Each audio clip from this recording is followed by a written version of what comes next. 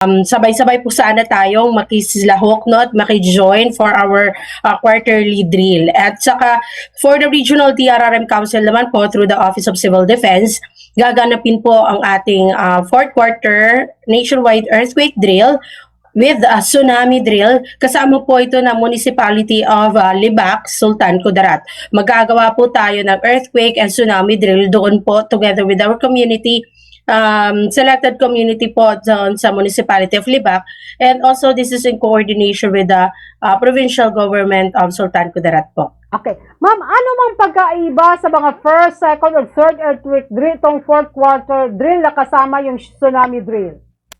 Ayun po, pagkakaiba po ngayon dito is that hindi lamang po earthquake yung gagawin po natin or yung pagkakaroon po ng lindol, yung magiging focusing natin for this one.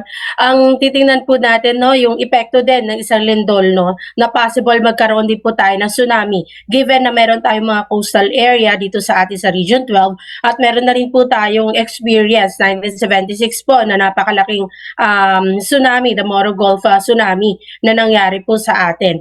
Isang trigger po kasi ng pagkakaroon ng tsunami is yung lindol. So ngayon, yun po yung iti-test po natin yung capacity at saka yung mga capability po ng local government units as well as ng region kung handa po ba tayo na magresponde sa panahon na magkaroon nga po ng tsunami.